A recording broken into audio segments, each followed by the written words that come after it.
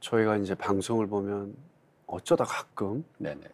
노예처럼 살고 있다. 뭐 이런 다큐멘터리나 프로그램을 봤지만 정말 노예가 있는 거네요. 그러니까 이런 단체가 생긴 거고요. 네, 맞습니다. 너무 안타까운 현실이네요. 네네. 근데 아까 전에 말씀하신 것처럼 끝까지 이분들을 쫓아가고 뭐 비밀 조직 같은 느낌이 드는데 네네. 비밀 조직은 아니잖아요. 네네. 위험하진 않나요? 사실 위험한 일이 많이 있습니다. 그렇죠.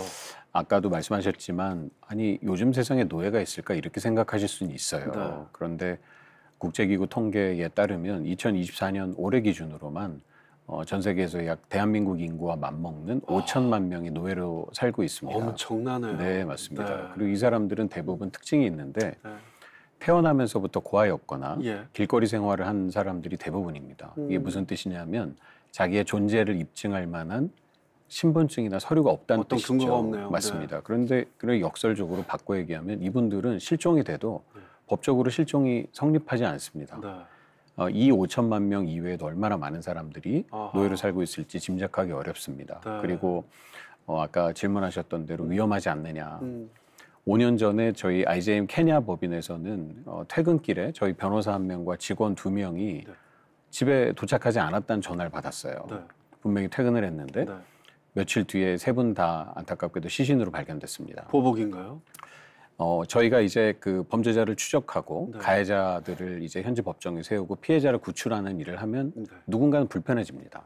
그렇겠죠. 뭐 여기서 이제 돈을 벌어들이는 사람들이 불편해지겠죠. 네. 근데 이 사람들이 자기의 손해를 감수하고 가만히 있기가 쉽지 않잖아요. 그래서 안타깝지만 부패한 경찰과 범죄자들이 이 3명을 납치해서 살해했습니다. 아이고. 그런데 그래도 감사하게도 작년에 이 범죄자들이 다 잡히고 네. 현지 법정에서 법을 법적 처벌을 받는 네. 그런 일이 있었습니다. 네. 그래서 사실 이런 일은 단순히 배고픈 사람에게 음식을 주고 아픈 사람에게 약을 전달해주는 일과는 약간 좀 궤를 달리하는 예. 비슷하지만 조금 더 어려움을 수반한다고 볼 수 있습니다. 그렇게 하늘나라로 가시게 된 것들이 어떤 큰 변화로 다가왔으면 좋겠다라는 네. 죽음이 헛되지 않았으면 좋겠다라는 네, 생각을 네. 합니다. 네, 맞습니다. 정말 끔찍하네요. 네, 항상 네. 위험이 도사리고 있다라고 생각을 하면 되네요. 네, 그렇습니다. 근데 거기 계신 분들은 어떤 사명을 가지고 계시길래 그렇게 무서움 속에서도 두려움 속에서도 어떤 사명 같은 거를 가지고 계신가 봐요. 제가 사실은 네. 이 일을 하는 저희 선배들, 저는 사실 IJM에 조인한 지 이제 5년 됐습니다. 네. 근데 그 전에 20년 넘게 이 일을 계속한 선배들과 대화를 할 일이 있었어요. 예. 그런데 이제 그분들 대화 가운데 제가 도전받게 된 사실이 있습니다. 네. 저는 사실 처음에 이 일이 불가능한 일이라고 생각했거든요. 네. 왜냐하면 인류 역사상 노예가 없어진 적도 없고 이런 범죄가 사라진 적이 없는데 네. 이걸 없애려고 달려드는 일이 가능한가 이런 생각을 했습니다. 그런데 많은 분들이 이 일의 결과는 우리의 몫이 아니다. 결과는 하나님께 달려있고 네. 우리는 그 하나님의 부르심에 응답할 뿐이다. 아멘. 사실 이 방송을 들으시는 많은 분들이 그래 인신매매라는 범죄가 있어. 하지만 나와는 아무 상관없어 이렇게 생각하실 수 있습니다. 이 범죄가 없어지지 않는 가장 큰 이유가 하나 있는데요. 네. 안타깝게도 돈 때문입니다. 돈이 되니까 네. 범죄자들이 포기하지 못합니다. 근데 그럼 도대체 얼마나 이 돈이 인신매매를 통해서 벌려지냐. 저도 처음에 이 액수를 듣고 믿을 수가 없었어요. 예. 1년에 예. 인신매매 범죄자들이 사람을 사고 팔아서 이걸 수익이라고 표현해야 할지 모르겠지만 예. 얻어들이는 범죄 수익의 총액이 한국 돈으로 약 353조입니다. 네. 353조면 여러분께서 한번 들어보셨을 법한 회사들, 네. 뭐 삼성, 네. 뭐 대기업, 애플, 마이크로소프트 대기업이죠. 이런 100대 기업의 경상 이익을 합친 것과 맞먹는 액수입니다. 네. 그러니 이렇게 말도 안 되는 범죄를 통해서 이렇게 큰 돈이 벌어들여지니까 사람들이 포기하지 못하는 겁니다. 아마 우리가 오늘 마시는 음료, 우리가 쓰는 컵, 우리가 쓰는 이런 생산된 물건들이 어떤 과정에서 생산이 됐고 누가 만들었는지 잘 모르고 계시지만 네. 우리가 관심을 갖지 않으면 네. 우리도 암묵적으로 가해자가 될지도 모릅니다. 그렇겠네요. 사실 지금은 대부분의 수산업 시장에서는 이 문제가 정화가 됐습니다. 하지만 불과 몇 년 전까지만 해도 우리가 소비하는 한국에서 먹는 이런 이런 새우나 일부 수산물 같은 경우는 의외로 그 생산지가 동남아인 경우가 많습니다. 그런데 그 동남아에서 그 업에 종사하는 많은 어부들이 자국에서 자발적으로 일하는 분들이라기보다는 인근에 있는 더 열악한 동남아 국가에서 납치된 분들이 많습니다. 그리고 납치가 되거나 속아서 오는 경우죠. 좋은 일자리가 있고 월급 많이 줄게요 하고 데려가는데 노동계약서에 사인하라고 하는데 영어를 모르는 사람들에게 막 사인하게 하죠. 그렇게 해서 데려갔더니 월급도 안 주고 갇힌 채 일하고 그리고 8세 미만의 아이들인 경우도 있습니다. 우리가 소비하는 새우 같은 경우에 껍질이 벗겨진 채로 냉동된 새우들은 지금은 기계가 하는 경우가 많지만 사람의 손으로 하는데 아이들 작은 손이 수월하기 때문에 아이들이 하는 경우도 많았어요. 근데 그러면 이런 아이들이 하루에 뭐 10몇 시간씩 일을 하고 한국 돈으로 몇백 원밖에 안 되는 돈을 받고 일하는데 우리는 모르지 않았을까요? 우리가 소비하고 물건을 살 때 그냥 싸고 맛있어서 그냥 소비했었는데 앞으로는 이런 부분에 있어서 좀 관심을 가질 필요가 있습니다.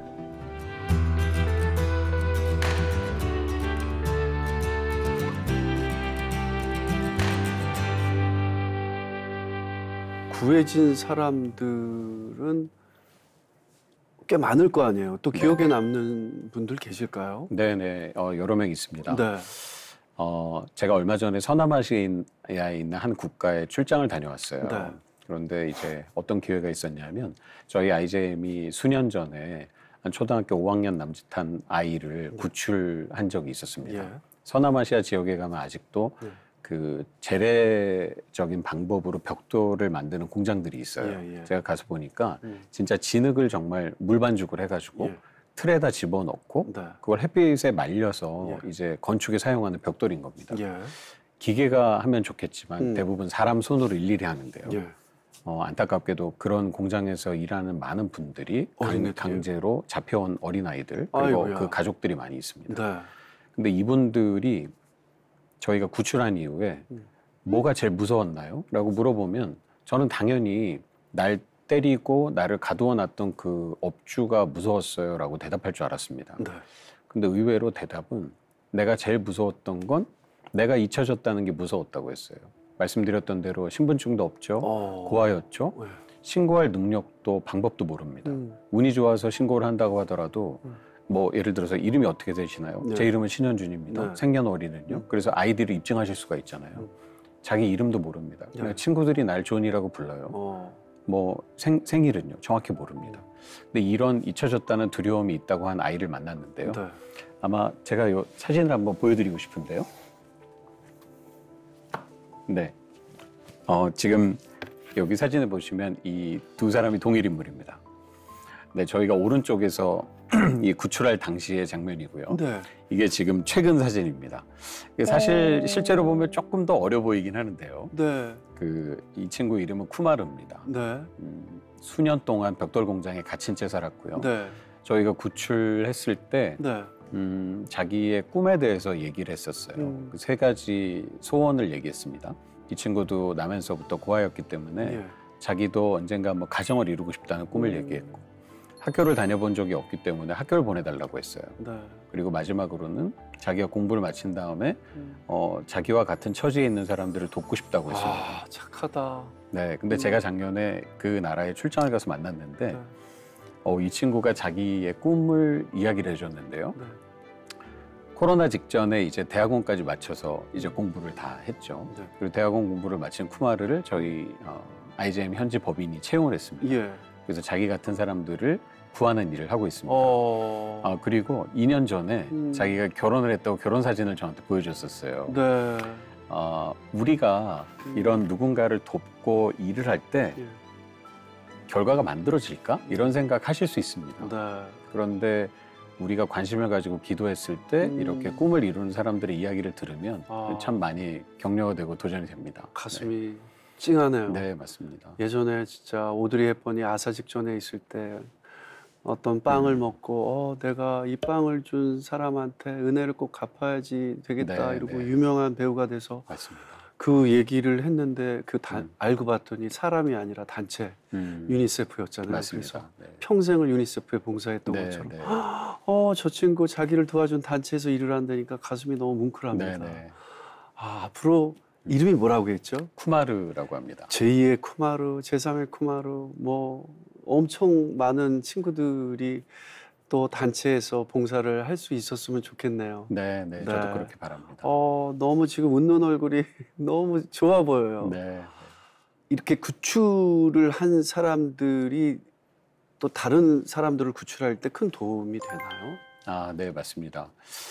저희 IJM이 현장에 이런 피해자들을 돕는 가장 근본적인 방식이 있는데요. 네. 저희는 이분들을 그냥 피해자의 정체성에 머무르게 하지 않습니다. 그래서 저희가 이분들을 부르는 공식적인 명칭은 생존자입니다. 자기가 구출된 이후에 네. 자기의 목소리와 자기의 이야기를 가지고 나 같은 사람이 또 있습니다. 나 혼자가 아닙니다. 라고 이렇게 대변할 수 있는 사람을 만들고 네. 그래서 그분들의 목소리로 변화가 만들어지게 하는데요. 볼타라는 호수가 있습니다. 네. 근데 그 호수는 세계 최대의 인공 호수인데요. 서울시 면적의 한 12배 정도 된답니다. 엄청나네요. 엄청납니다. 그래서 사실 거기에 수많은 고기잡이 배들의 네. 아이들이 일하고 있어요. 예. 그러면 이제 바닥에는 수초가 많은 호수고요. 그물을 던져서 고기를 잡는데 이제 수초에 걸리기도 합니다. 네. 그러면 사실 그물을 찢고 버리고 가거나 아니면 어른들이 내려가서 보수를 해야 될 텐데 네. 많은 경우에 아이들더러 내려가서 그물을 끊고 오라고 해요. 어둡고 시야가 확보가 안 되고 발이 걸리고 애들이 안 올라오면 죽을 수도 있잖아요. 버리고 갑니다. 아이고야. 근데 이런 일이 많이 있어요. 근데 이런 아이들을 저희가 구출한 조사를 오랜 기간 동안 해서 구출을 하잖아요. 네. 그러면 우리가 그 아이들을 인터뷰를 하면 이 배 한 대가 아닙니다. 몇 대가 더 있고 예. 더 많은 아이들이 있어요. 구해주세요. 하는데 서울시 면적 13배에 달하는 곳에서 아이를 찾긴 쉽지 않습니다. 그렇겠죠. 그런데 네. 저희가 그 아이들의 목소리에 귀 기울입니다. 이 지역에는 호수가 어떻게 생겼고 어떤 나무가 있고 그런 이야기를 듣고 정말 위성 지도를 가지고 추적을 하고 현지 경찰들과 협업을 해서 찾아낸 경우도 있습니다.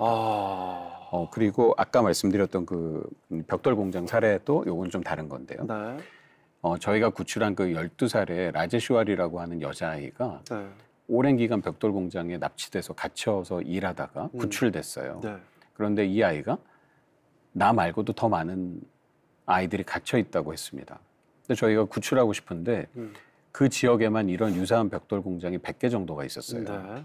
그러면 우리가 섣불리 작전을 수행하게 되면 이 아이들을 오히려 죽여버리거나 어디 다른 데 빼돌리거나 할 수가 있습니다. 네. 그리고 우리는 이런 일 하지 않았다고 할 수가 있죠. 네.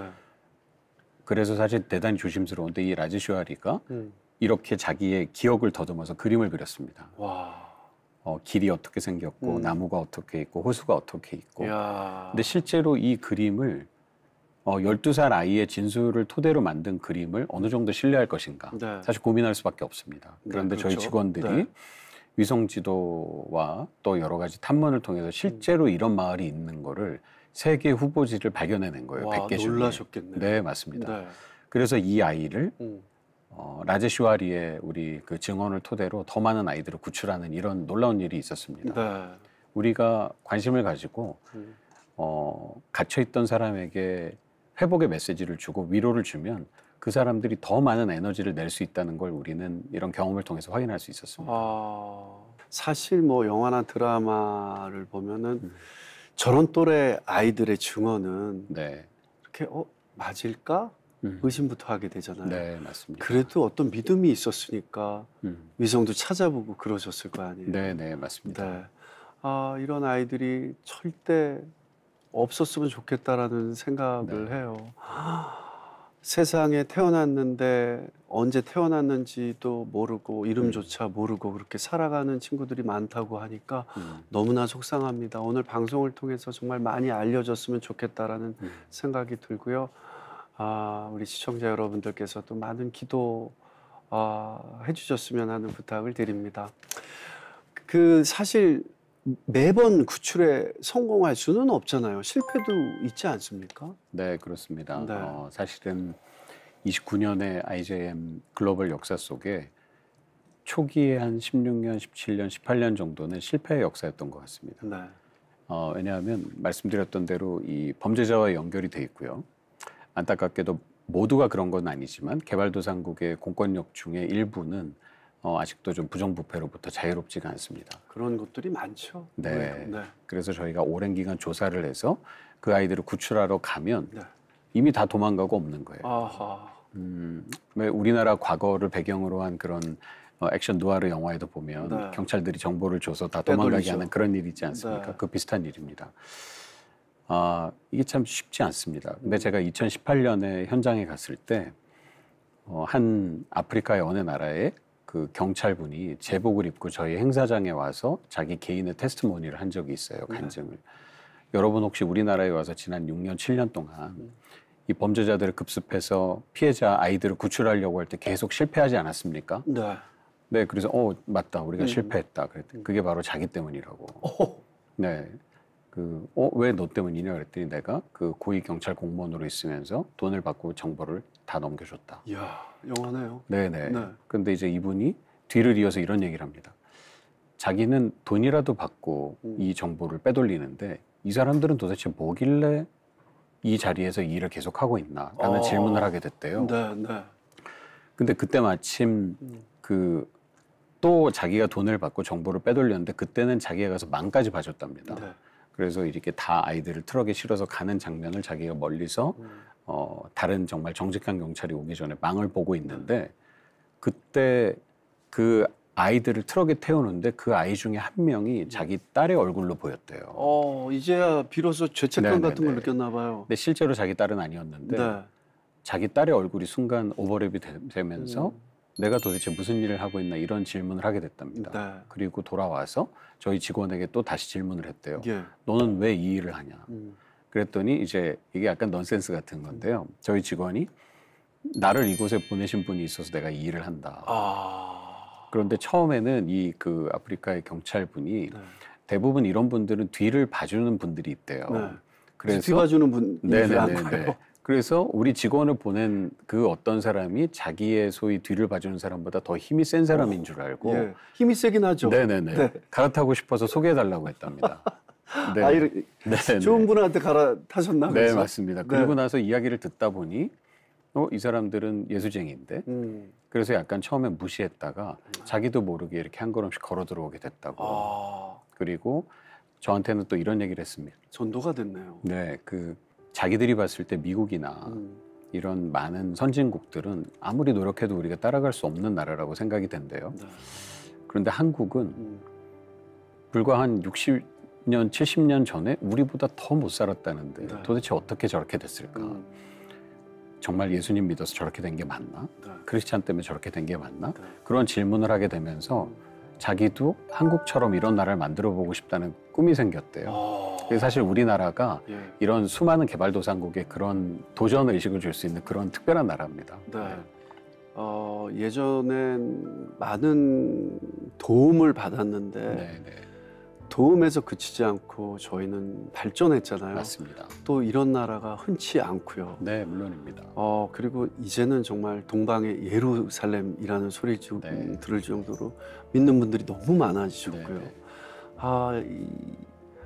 그 분이 여러분들의 어떤 활동을 통해서 말이 아니라 어떤 이분들의 삶을 통해서 전도가 돼버렸네요. 네, 그런 사례라고 말할 수 있겠습니다. 멋집니다. 네.